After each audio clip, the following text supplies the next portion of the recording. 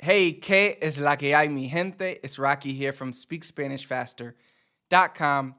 Y hoy yo quiero hablar de cómo aprendí español. Today I want to talk about how I learned Spanish. Okay, so this is a question I get from a lot of people all the time. They want to know how I learned Spanish. And it's kind of a long story. I'll try to shorten it and just tell you the most important spots so that you can kind of take the important stuff and use it for yourself. Um, but it's entertaining, I would say, kind of entertaining little story. So I'll kind of start from ground zero because I've never really shared this story, at least all the parts of the story with anybody or everybody. So where do we start? So we start with growing up. I didn't grow up in a household, in a Spanish speaking household. So my dad is Puerto Rican and my mom is African American. But my parents, they separated when I was 3 years old. And so I grew up with my mom in my mom's house. And my mom doesn't speak any Spanish, doesn't understand Spanish, doesn't know anything about Spanish. So like I said, I didn't grow up in a Spanish speaking household, but I did see my dad. My dad does speak Spanish, but he's from New York. He's from the Bronx. And his mom, my grandma, she's from Old San Juan. So I did see my dad when I was growing up. My dad was there. It's just that my parents were separated. And I did spend time in New York, visiting my grandma in the summers. I would spend weeks there and she would speak to me in Spanish. But growing up, I never really cared about learning Spanish. I would just tell like grandma, I just speak English. That's how young kids are, especially kids growing up in the States when their parents or their grandparents try to talk to them in Spanish. We usually just prefer to speak English. And I regret that now, but back then I was just a kid. So I never really, it wasn't until like middle school when I really started getting in tune with like who I was, where my family was from, being Puerto Rican. My dad he took me to the Puerto Rican Day Parade in New York City, and it's crazy. And you see all the Puerto Rican people, and they have so much pride to be Puerto Rican. And that's when I like really started to kind of get in tune with where my family was from and get in tune with my Puerto Rican side, I guess you could say. So that's when I started like just kind of, you could say, dabbling, I guess, with Spanish. I still didn't really have any goals or anything. I was just like, okay, I'm Spanish, like I should try to learn Spanish maybe. And then it was one day when I was back home, I was walking with one of my friends, my best friend. He was Mexican, but he wasn't really like from Mexico. He was just another kid from the States like me, but he lived with his grandparents and they spoke Spanish. So they spoke Spanish to him one day and I heard them and I was like, I didn't know that he even knew Spanish or anything. Like back then I didn't really care like if you were Mexican or anything. Like I was just friends with everybody. But I was like, yo, you understood that? And he was like, yeah. I was like, how? And he was like, I don't know. My grandpa just always talks to me in Spanish. And I was like, at that point, I was like, wow, if he can learn Spanish, and he's pretty much, I looked at him as like my brother. He was just like me. He was just Mexican, but he grew up in the States. So I was like, if he could learn to understand, like, I should be able to.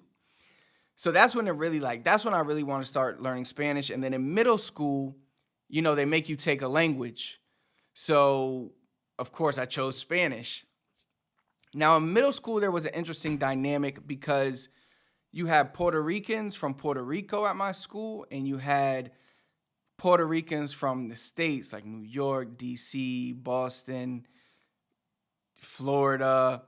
So it was like, I'm not going to say like, oh, there was beef or anything or problems, but we were separated groups, like for the most part. Like the state Puerto Ricans hung out with the state Puerto Ricans.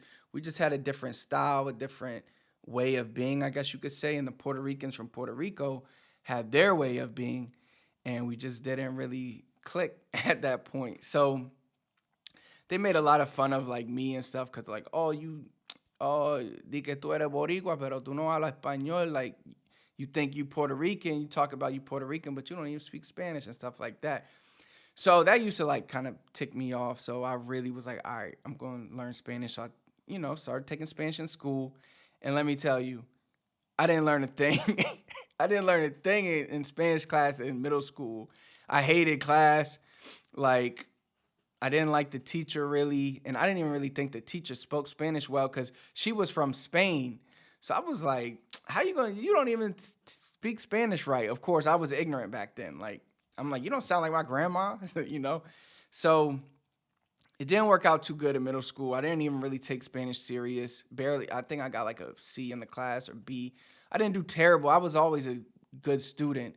So it's not like I flunked out or anything, but I didn't learn anything when it came to speaking. Like, you know how they teach you Spanish in school, grammar and all that crap. Um, yeah, so I could maybe like I knew how to write a sentence, but I didn't know how to even read the sentence barely. So that's kind of like the beginning, all right? That's the before I really started taking Spanish serious. So when did it like really start to change for me? I would say when I was like 14, and I guess excuse me, at 14, I'm in 8th grade, probably about to go to high school, or I'm like going to high school. My cousin moved from Puerto Rico. You may have seen him on this channel before, Kevin. So Kevin moved from Puerto Rico to the States. His dad was living in the States, his mom was in Puerto Rico, and he grew up in Puerto Rico. So I think I had met him maybe one time prior to that. We weren't even really close or anything. I maybe saw him at one family function growing up. But when he moved to the States, it was like he was family and he didn't speak any English. So it was like, I mean, if you're my family, then I'm gonna look out for you. And, we were like ride or die, So, but he didn't speak any English and I barely spoke any Spanish. So we had this communication problem in the beginning, but we would play basketball all day together. We would hang out together. We would go to the mall, to the movies, things kids do, hang out in the neighborhood. And I spent so much time with him. And like, obviously, he started picking up English quick because he was in the English school when he started coming to school in our area. So he was learning English quick every day. Just he picked it up fairly quick. Spanish for me though, I was like, we pretty much made a bet. Like, yo, who's gonna learn Spanish or English first? But I still remember so many times like him talking to me and me like just freezing and like not knowing what the heck he's saying. Cause mind you, not only do I not speak Spanish, but Kevin speaks Spanish at the time super fast because that's his only language and super like Puerto Rican. So bad combination for me, honestly. So, but when he came is when I really started to like. Obviously, I was talking with him more. I was started listening to more music because I was with him. So I started picking it up, and I was like, oh, okay, I'm getting a little better. So that summer hit the first summer after he moved. He went back home for the summer, for the whole summer to stay with his mom. And of course, we're like best friends now. So I'm like, yo, I'm going to Puerto Rico to hang out with you for like part of the summer. So I go to Puerto Rico, and I think I stayed for like 2 or 3 weeks. And it was quite the trip, to say the least. The end of the trip was much better than the beginning, but it's way different when you go to Puerto Rico as a tourist, visiting the beach and all that, versus like I'm in the neighborhood on the block hanging out with Kevin and all his friends and stuff. So it's a big difference because kids are making fun of me, talking about same thing that they made fun of me in school. Like, yo, you Puerto Rican, tú no hablas español, ¿cómo que no entiendes español? Like, what's wrong with you? You don't understand Spanish. And I remember going to the beach one time, and this lady, she asked me, can I make a sandcastle? Or can I give her the shovel so she could build a hole or something like that? And she was asking me in Spanish, and I had no idea what she was saying. And she was like, yo, she was like, you don't speak Spanish? And I was like, mm-mm. She was like, how you Puerto Rican? You don't speak Spanish. Because again, mind you, I'm not on a tourist beach. I'm on a like local beach with all locals. Because I'm with Kevin. And Kevin is like jumping off of rocks and swimming in the middle of the ocean. And I'm like, just, it wasn't a good situation for me at the time. So, because he's back home and I'm like in a foreign land. and pretty much fending for myself out there. And so after that trip, I was like really discouraged and I was really like embarrassed, I guess you could say, because so many people made fun of me and stuff. So I was like, you know what? I've always been like a competitive athlete. So when I was like, yo, when I get home, I'm gonna take Spanish serious because next time I come back here, I'm gonna shut all these people up. That was my mentality. Like some people would curl in and shell and would quit, but that motivated me. So I'm thankful for that. Like it sucked at the time, but when I came back home, I was on it. Like that's when I really started building a plan, having like, okay, I had a goal. It was like, yo, I want to become fluent in Spanish. I don't care about all this school grammar and all that crap. Like that's not helping me in these streets speaking Spanish. It's just not. So how can I start really speaking? So keep in mind, back then we didn't have all the resources on the computer and stuff that we have now. Technology, I don't even know when this was. This was years ago. This was like maybe 2000, like early 2000s. So I didn't have so the internet wasn't what it was. We didn't have YouTube. We didn't have podcasts. It's so easy to listen to Spanish now. Back then, it wasn't easy. And it definitely wasn't easy to find Spanish with the text. Because only ways to learn Spanish I had was like watching Univision, watching telenovela with my grandma and stuff. So I would watch that with her. I would watch nothing but like the Spanish channel. I would ask my grandma what stuff was. I started trying to hang out with more Spanish kids at school. And I was hanging out with kids from like everywhere, like not just Puerto Rico, but El Salvador, Mexico. Those were like the two biggest ones. Like in the DC area, we have a lot of El Salvadorians, at least when I was growing up. So I had a lot of El Salvadorian friends, but there's some Dominicans, Puerto Ricans. So I just tried to hang out with as many Spanish kids as I could. And what I would do at that time, reggaeton, like Daddy Yankee and all them were starting to get popular. So I would listen to a whole bunch of reggaeton music.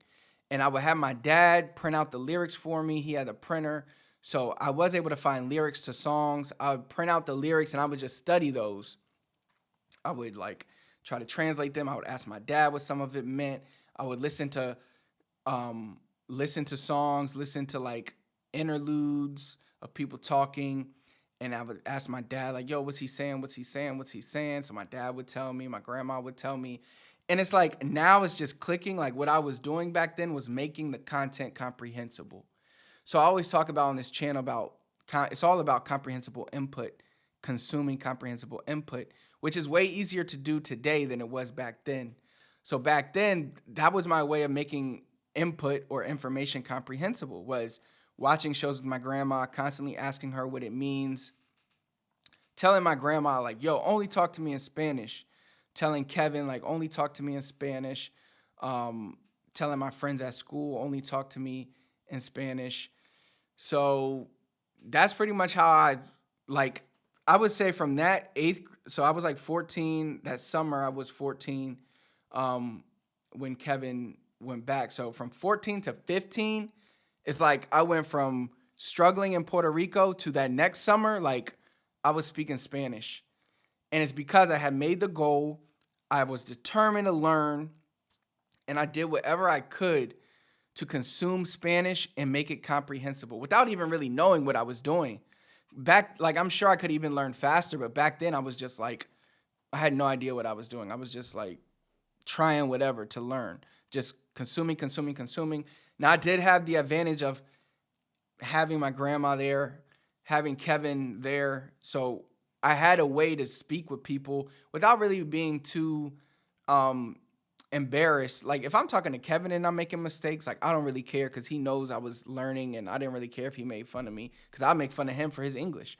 So that was like the beginning. That was like where I had a huge progression. And I still remember starting high school in Spanish and I was like so middle school, it's like, I forgot how they do it, but it was like Spanish 1, Spanish 2. So then in high school, I was supposed to start Spanish 3, but first day, like they was like, you're too good. Like you need to go to like Spanish 4. So I skipped like 1 or 2 Spanish classes because my Spanish was like super good. And I remember going back to middle school to visit the middle school for some. My sister was still in middle school, so whenever I would pick her up, I would visit some of my old teachers and stuff. And I was telling one of my teachers of how I skipped up.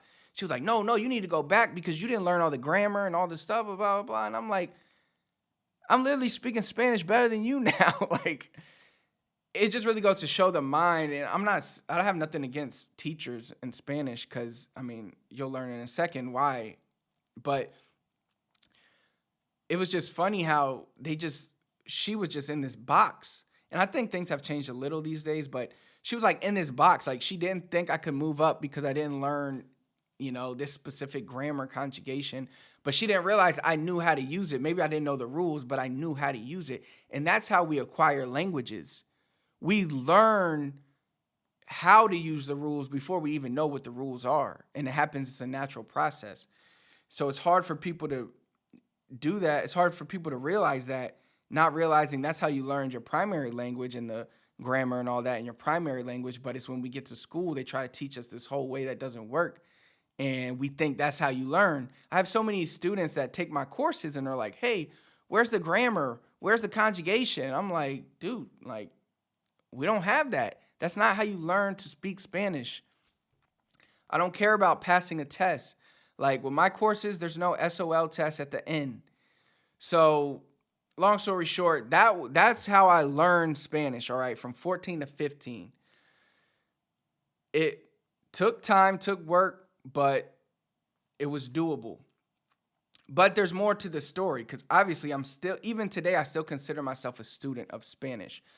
So I continued that. But the thing, I didn't just stop learning Spanish. I wasn't so like cocky that I was like, "Man, screw school Spanish." Like, I still love Spanish and I still love Spanish to today. So throughout high school, I took Spanish. I was all the way up in AP Spanish class. Like, even though it didn't teach me how to speak Spanish, I will say I did learn some good things. Like, I learned a lot. And I even I graduated with a degree in Spanish from college.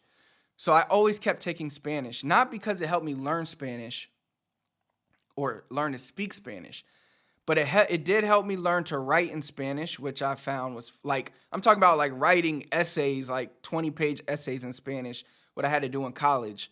So it taught me how to really write essays and write well in Spanish. It really expanded my vocabulary because I had to read a lot in Spanish, like not just reading like grammar stuff, but when you're in college taking Spanish, like you have to like study history books in Spanish. You have to like really you're reading like big books in Spanish. So it did help me a lot, I would say, get me to where I'm at today. But another thing I loved was just the connections, meeting new Spanish people. I enjoyed like some of my professors. And like I said, I've always loved Spanish. And it got to a point where it's really easy for me. So I was having fun and I actually enjoyed college because I actually enjoyed a subject that I was like good at. So I kept studying. And yeah, so that's pretty much my journey. I took a break from college and I went to the Dominican Republic for a year. And while I was there, I was playing basketball professionally. They have like this professional league. I was living in Santiago, and it's like a professional kind of tournament. It was like from like January to April. It was this professional league that I played in, and that was an amazing experience. And I learned a lot of Spanish in the Dominican Republic because that was the first time I really immersed myself.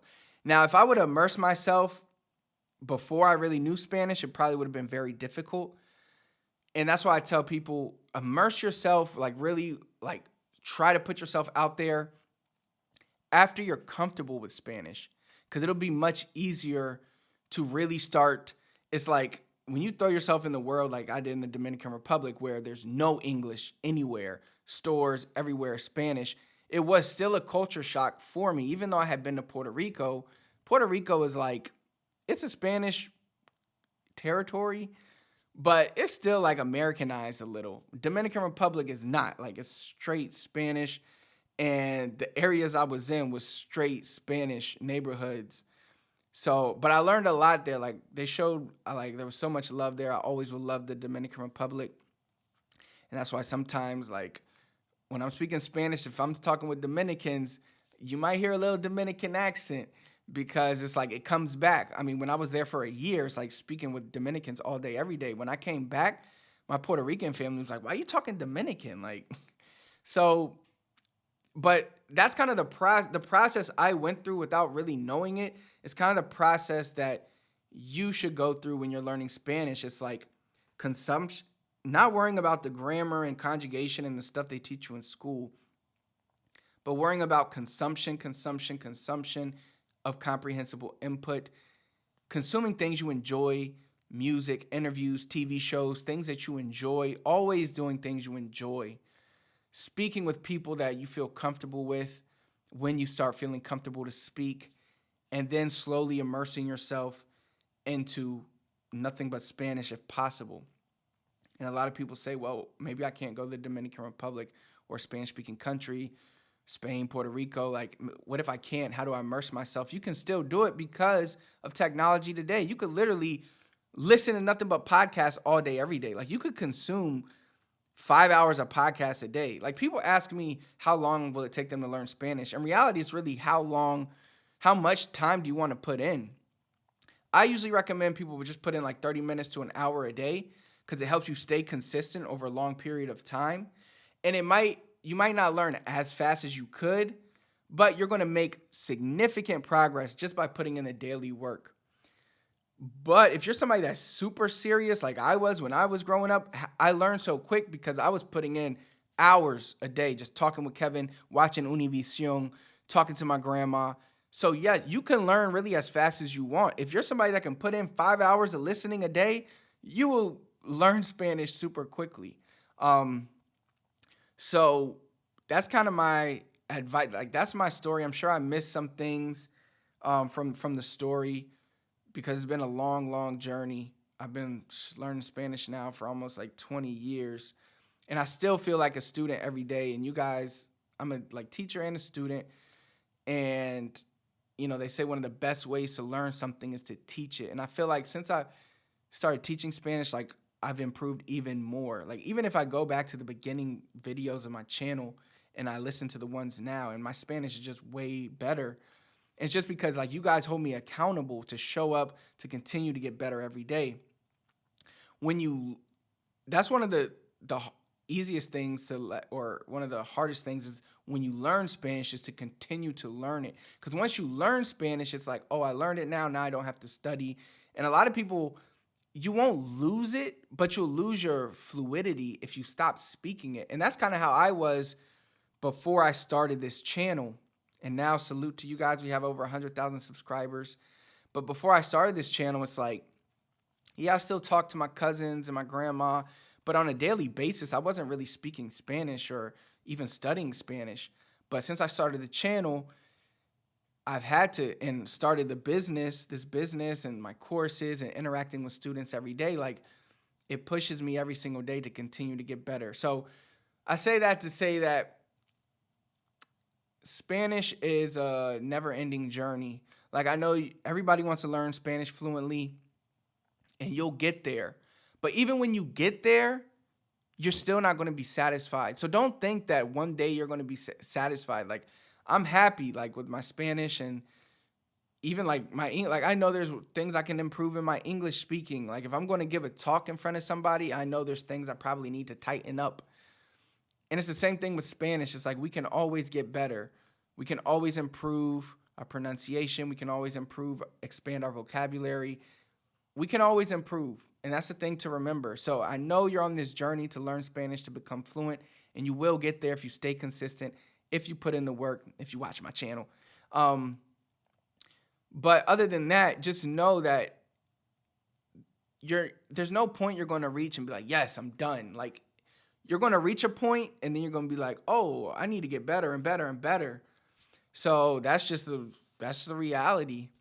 So sorry this video was a little long, but I think it was a good story to tell. Like a lot of people have always asked. And now when people ask, I say, yo, just go watch this video, all right? So yeah, it's the new year. If you are interested like in you're serious, like really serious about learning Spanish, taking your Spanish to the next level, definitely go to our website, speakspanishfaster.com/YouTube. I have a free guide there, and I show you my 3 biggest secrets to learn Spanish faster. I know I touched on some things, but I've touched on some things in this video, but in that little guide, I really dig deep into like what to do these days. Kind of like if I was starting over, what I would do. These are the 3 biggest things I would do if I was starting over from scratch. So check that out. I'll put the link in the comments for you. I'll pin it. Just click that link. Yeah, if you like the video, do me a big favor, hit the thumbs up. Comment below. Let me know what else you need help with. Anything, any topic, any subject, anything. I got you. Last but not least, please do not forget to subscribe to our channel. I don't know what's the next goal. I mean, I guess 200,000 subscribers since we've hit 100,000. So, yeah. Muchas gracias de nuevo por ver mi video, por apoyarme. Muchas gracias. Yo les quiero mucho. Hasta la próxima vez. Hablamos.